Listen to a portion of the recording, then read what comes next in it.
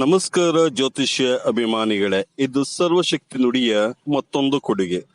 ಕಷ್ಟಪಡುವುದಕ್ಕೆ ಎಂದೂ ಹಿಂಜರಿಯದ, ಹಠ ಹಿಡಿದು ತಮ್ಮ ಮನಸ್ಸಿನ ಆಸೆಯನ್ನು ಈಡೇರಿಸಿಕೊಳ್ಳಲು ಏನು ಬೇಕಾದರೂ ಮಾಡಲು ಸದಾ ಸಿದ್ಧರಾಗಿರುವ, ಮಾತಿನಲ್ಲೇ ಸಂಮೋಹನ ಅಸ್ತ್ರ ಬಳಸಿ ಎದುರಿಗಿನ ವ್ಯಕ್ತಿಯನ್ನು ಹತೋಟಿಗೆ ತೆಗೆದುಕೊಳ್ಳುವ, ಪ್ರತಿ ಮಾತಿಗೂ, ಪ್ರತಿ ವಿಷಯಕ್ಕೂ, ಪ್ರತಿ ವಸ್ತುಕ್ಕೂ ಒಂದು ನಿಶ್ಚಿತವಾದ ಬೆಲೆ ಇದೆ ಎಂದು ತಿಳಿದು ವ್ಯವಹರಿಸುವ ರಹಸ್ಯಮಯ ವ್ಯಕ್ತಿತ್ವವನ್ನು ಹೊಂದಿರುವ, ಐಶ್ವರ್ಯವಂತ ಸರ್ಪಗಳ ಶಕ್ತಿಯನ್ನು ಹೊಂದಿರುವ, ಆಶ್ಲೇಷ ನಕ್ಷತ್ರದಲ್ಲಿ ಜನಿಸಿದವರ ರಹಸ್ಯಮಯ ವ್ಯಕ್ತಿತ್ವವನ್ನು ಈ ವಿಡಿಯೋದಲ್ಲಿ ತಿಳಿಸಲಾಗಿದೆ. ಆಶ್ಲೇಷ ನಕ್ಷತ್ರದ ಹುಡುಗಿಯನ್ನು ಮದುವೆಯಾಗಬಹುದೇ? ಆಶ್ಲೇಷ ನಕ್ಷತ್ರದಲ್ಲಿ ಜನಿಸಿದ ಗಂಡು ಮಗುವಿಗೆ ದೋಷವಿಲ್ಲವೇ? ಆಶ್ಲೇಷ ನಕ್ಷತ್ರದವರ ವಿವಾಹಕ್ಕೆ ಬರುವ ಅಡೆತಡೆ ನಿವಾರಣೆಗೆ ಪರಿಹಾರವನ್ನು ಈ ವಿಡಿಯೋದಲ್ಲಿ ತಿಳಿಸಲಾಗಿದೆ. ಜೊತೆಗೆ ಆಶ್ಲೇಷ ನಕ್ಷತ್ರದ ಜನನ ದೋಷ ಪರಿಹಾರವನ್ನು ಕೂಡ ಈ ವಿಡಿಯೋದಲ್ಲಿ ತಿಳಿಸಲಾಗಿದೆ. 4ನೇ ರಾಶಿಯಾದ ಕಟಕ ಅಥವಾ ಕರ್ಕ ರಾಶಿಯಲ್ಲಿ 9ನೇ ನಕ್ಷತ್ರವಾಗಿ ಆಶ್ಲೇಷ ನಕ್ಷತ್ರ ಬರುತ್ತದೆ. ಈ ನಕ್ಷತ್ರದಲ್ಲಿ 6 ನಕ್ಷತ್ರಗಳ ಸಮೂಹದಿಂದ ಕೂಡಿರುತ್ತದೆ. ರಾಶಿಯ ಅಧಿಪತಿ ಚಂದ್ರನಾದರೆ ಆಶ್ಲೇಷ ನಕ್ಷತ್ರಾಧಿಪತಿ ಬುಧ ಗ್ರಹನಾಗಿರುತ್ತಾನೆ. ಸಮುದ್ರ ಮಂಥನದಲ್ಲಿ ಹಗ್ಗವಾಗಿ ಬಳಸಿದ ವಾಸುಕಿ ಸರ್ಪವೇ ಆಶ್ಲೇಷ ನಕ್ಷತ್ರದ ಪ್ರಧಾನ ದೇವತೆಯಾಗಿರುತ್ತಾರೆ. ಆಶ್ಲೇಷ ನಕ್ಷತ್ರದಲ್ಲಿ ಜನಿಸಿದವರ ಹೆಸರು ಡಿ, ಡು, ಡೆ, ಡೋ ಅಕ್ಷರದಿಂದ ಪ್ರಾರಂಭವಾಗುವುದು. ಆಶ್ಲೇಷ ನಕ್ಷತ್ರದವರ ಕಣ್ಣುಗಳು ಸಾಮಾನ್ಯವಾಗಿ ವಿಶಾಲವಾಗಿ ದೊಡ್ಡದಾದ ಕಣ್ಣುಗಳು, ಅಂದರೆ ಇವು ಕಡುಕಪ್ಪು ಬಣ್ಣವಿರುವುದಿಲ್ಲ.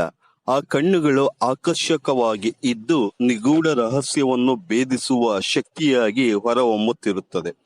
ಕಣ್ಣಿನ ನೋಟ ತುಂಬಾ ಚುರುಕಾಗಿರುತ್ತದೆ. ಕಣ್ಣಿನ ಬಳಿ ಮೀನಿನ ಗುರುತು ಇರುತ್ತದೆ.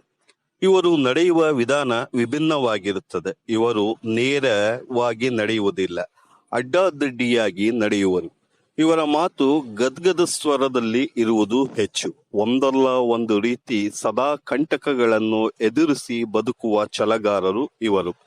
ಸದಾಕಾಲ ಕಾಲಿಗೆ ಚಕ್ರವನ್ನು ಕಟ್ಟಿಕೊಂಡು, ಹಾಗೆ ಯಾವಾಗಲೂ ಉದ್ಯೋಗ ನಿಮಿತ್ತ, ವ್ಯಾಪಾರ ನಿಮಿತ್ತ ಸದಾ ಸಂಚಾರಿಯಾಗಿರುತ್ತಾರೆ.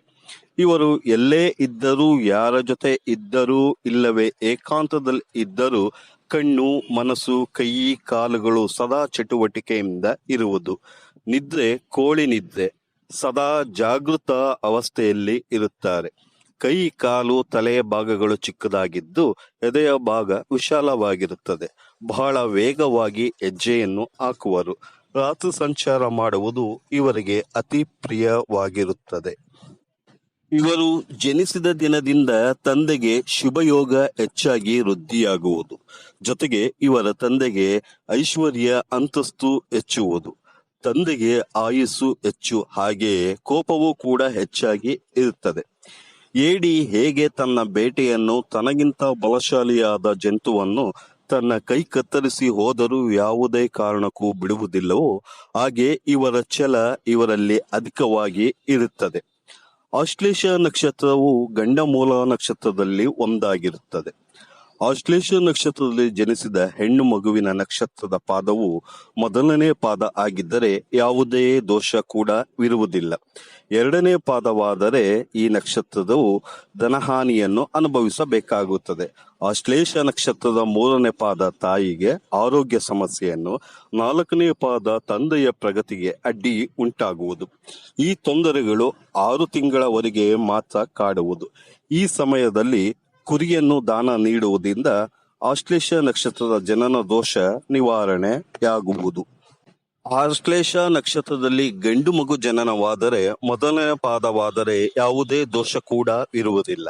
2ನೇ ಪಾದವಾದರೆ ಸೋದರ ಮಾವನಿಗೆ, 3ನೇ ಪಾದವಾದರೆ ಹೆಂಡತಿಯ ಅಣ್ಣನಿಗೆ, 4ನೇ ಪಾದವಾದರೆ ಹೆಂಡತಿಯ ತಮ್ಮನಿಗೆ 6 ತಿಂಗಳು ಸಮಸ್ಯೆಗಳು ಹೆಚ್ಚಾಗಿ ಕಾಡುವುದು.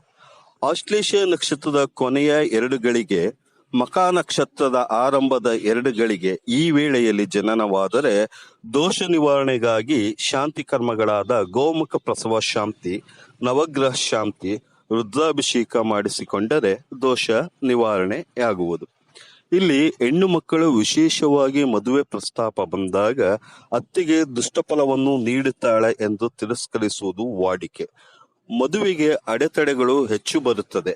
ಆದರೆ ಇಲ್ಲಿ ಜಾತಕವನ್ನು ಪರಿಪೂರ್ಣ ಜ್ಞಾನದೊಂದಿಗೆ ಪರಿಶೀಲನೆ ಮಾಡಿ ನಂತರ ನೋಡಿ ನಿರ್ಧಾರ ಮಾಡಬೇಕು.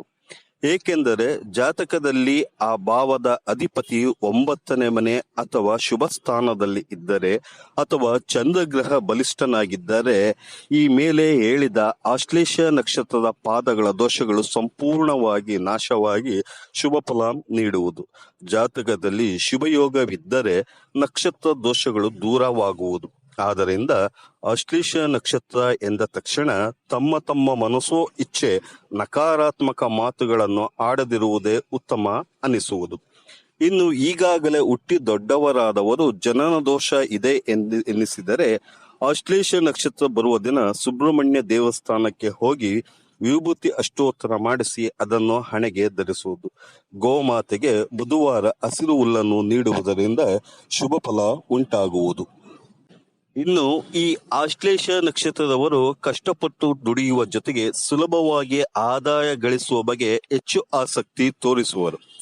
ಇವರ ಮುಂದೆ ಬರುವ ವ್ಯಕ್ತಿಗಳಿಗಿಂತ ಉತ್ತಮ, ಅತಿ ಉತ್ತಮ ಮಟ್ಟದಲ್ಲಿ ಇರಬೇಕೆಂದು ಬಯಸುವರು. ತನ್ನ ಸುತ್ತಮುತ್ತಲಿನ ಜನರಿಗೆ ಅನುಕೂಲತೆಯನ್ನು ಮಾಡಿಕೊಂಡು ಅಭ್ಯಾಸವಿರುತ್ತದೆ. ಯಾರಾದರೂ ತನ್ನ ಬಳಿಗೆ ಬರುವ ಜನರ ಮನಸ್ಸಿನಲ್ಲಿ ಒಳಹೊಕ್ಕಿ ಯಾವ ಕಾರಣಕ್ಕಾಗಿ ಬಂದಿದ್ದಾರೆ, ಆ ಘಟನೆಯ ನಂತರ ಆ ಜನರು ಹೇಗೆ ವರ್ತಿಸುತ್ತಾರೆ ಎಂಬುದನ್ನು ಮೊದಲೇ ಲೆಕ್ಕಾಚಾರ ಹಾಕಿರುತ್ತಾರೆ. ಆದ್ದರಿಂದ ಇವರನ್ನು ಮೋಸಗೊಳಿಸಲು ಸಾಧ್ಯವಿರುವುದಿಲ್ಲ. ಇವರಿಗೆ ಚರ್ಮದ ಸಮಸ್ಯೆಗಳು ಆಗಾಗ ಬರುವುದು. ಯಾವುದೇ ಪರಿಸ್ಥಿತಿಯನ್ನು ತಮ್ಮ ಲಾಭಕ್ಕಾಗಿ ತಮ್ಮ ಕಡೆ ತಿರುಗಿಸಿಕೊಳ್ಳುವ ಜಾಣ್ಮೆ ಇವರಲ್ಲಿ ಹೆಚ್ಚಾಗಿ ಇರುತ್ತದೆ. ಹಣಕಾಸಿನ ವಿಚಾರದಲ್ಲಿ ಹಣದ ಹರಿವು ಹೆಚ್ಚಾಗಿ ಇರುವುದು. ಆದರೆ ಖರ್ಚು ಮಾಡುವುದರಲ್ಲಿ ಜಿಪುಣರು, ಚೌಕಾಸಿ ಮಾಡುವಲ್ಲಿ ಎತ್ತಿದ ಕೈ ಇವರದು. ಇವರಿಗೆ ಹಿತಶತ್ರುಗಳ ಸಂಖ್ಯೆ ಹೆಚ್ಚಾಗಿ ಇರುತ್ತದೆ. ಭಾವನಾತ್ಮಕವಾಗಿ ಅತಿ ಹೆಚ್ಚು ಸಂಕಟ, ನೋವು, ಅಪಮಾನ, ಸಮಸ್ಯೆಗಳನ್ನು ಎದುರಿಸಿ ಬದುಕುವ ನಕ್ಷತ್ರ ಇವರದು ಆಗಿರುತ್ತದೆ. ಇವರ ದೌರ್ಬಲ್ಯ ಏನೆಂದರೆ ಅತಿ ಚಿಂತನೆ ಮಾಡುವುದು, ಅತಿ ಹೆಚ್ಚಾಗಿ ಕೋಪ ಮಾಡಿಕೊಳ್ಳುವುದು, ಅತಿ ಹೆಚ್ಚಾಗಿ ಕುತಂತ್ರವನ್ನು ಬಳಸುವುದು, ತಾವು ಎಣೆದ ಬಲೆಯಲ್ಲಿ ತಾವೇ ಸಿಲುಕಿ ಹೋಗುವುದು. ಆದ್ದರಿಂದ ಇದರಿಂದ ಹೊರಬರಲು ಬಹಳ ಕಷ್ಟ ಪಡುವರು. ಸದಾ ದೃಷ್ಟಿದೋಷ ಇವರಿಗೆ ಆಗುತ್ತದೆ. ಆತಂಕ, ಉದ್ವೇಗ, ಭಯ, ಚಂಚಲ ಮನಸ್ಸು, ಅಡ್ಡಾದಿಡ್ಡಿ ಮಾತುಗಳು ಇವರಿಗೆ ತೊಂದರೆ ನೀಡುವುದು. ಇವರ ಬಲ ಏನೆಂದರೆ ನಿಜ ಹೇಳುವ, ಸುಳ್ಳು ಹೇಳುವ, 1ಕ್ಕೆ 4 ಸೇರಿಸಿ ಹೇಳುವ ಜನರನ್ನು ಬಹಳ ಬೇಗ ಕಂಡು ಹಿಡಿಯುವ ಗುಣ ಇವರಲ್ಲಿ ಅಧಿಕವಾಗಿರುತ್ತದೆ. ಸಾಲ ಮಾಡುವುದು ಇವರಿಗೆ ಇಷ್ಟವಾಗುವುದಿಲ್ಲ. ಇವರು ಯಾರಿಗೂ ತೊಂದರೆ ಕೊಡುವುದಿಲ್ಲ. ಆದರೆ ತೊಂದರೆ ಬಂದಾಗ ಎದುರಿಸಿ ನಿಲ್ಲುವ, ಇಲ್ಲವೇ ಅದರಿಂದ ಪಾರಾಗುವ ತಂತ್ರ ಬಹಳ ಬೇಗ ಇವರು ಕಂಡುಕೊಳ್ಳುತ್ತಾರೆ. ಇದು ಇವರಲ್ಲಿ ಅಧಿಕವಾಗಿರುತ್ತದೆ. ಇವರಲ್ಲಿ ಎಷ್ಟೇ ವಿದ್ಯೆ, ಬುದ್ಧಿ ಇದ್ದರೂ ಸಮಯಕ್ಕೆ ಸರಿಯಾಗಿ ಉಪಯೋಗಕ್ಕೆ ಬರದೆ ಬಹಳ ಸಂಕಟ ಪಡುವರು. ಇವರುಗಳು ಸಾಮಾನ್ಯವಾಗಿ ಯಾರೊಂದಿಗೂ ಕಷ್ಟ, ನಷ್ಟ, ದೂರು, ದುಮ್ಮಾನ ಹೇಳಿಕೊಳ್ಳುವುದಿಲ್ಲ. ಆದರೆ ಎದುರಿಗಿನ ವ್ಯಕ್ತಿ ಹೇಳಿಕೊಂಡಾಗ ಅದನ್ನು ಅವರಿಗೆ ಇನ್ನೂ ಹೆಚ್ಚು ನೋವಾಗುವ ರೀತಿ ಮಾತನ್ನು ಆಡುವರು. ತನ್ನ ಕುಟುಂಬಕ್ಕಾಗಿ ಟೊಂಕ ಕಟ್ಟಿ ನಿಲ್ಲುವ ಜನರು ಈ ಆಶ್ಲೇಷ ನಕ್ಷತ್ರದವರು ಆಗಿರುತ್ತಾರೆ. ಇನ್ನು ಆಶ್ಲೇಷ ನಕ್ಷತ್ರದವರಿಗೆ ವಿವಾಹಕ್ಕೆ ಅಡಚಣೆ ಇದ್ದಲ್ಲಿ ಇಂದ್ರಾಕ್ಷಿ ಸ್ತೋತ್ರ ಪ್ರತಿನಿತ್ಯ ಮುಂಜಾನೆ 3 ಬಾರಿ ಹೇಳುತ್ತಾ ಬರುವುದು. ಇಲ್ಲವೇ ಸ್ಥಳೀಯ ಪುಣ್ಯಕ್ಷೇತ್ರದಲ್ಲಿ ನಡೆಯುವ ಗಿರಿಜಾ ಕಲ್ಯಾಣೋತ್ಸವದಲ್ಲಿ ಪಾಲ್ಗೊಳ್ಳುವುದು.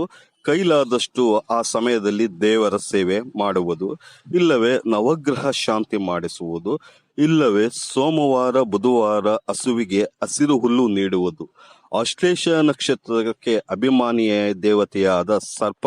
ಆದ್ದರಿಂದ ಈ ಆಶ್ಲೇಷ ನಕ್ಷತ್ರದ ದಿನ 2 ಹೊತ್ತು ಉಪವಾಸವಿದ್ದು ಸುಬ್ರಹ್ಮಣ್ಯ ದೇವರ ದರ್ಶನ ಮಾಡುವುದು.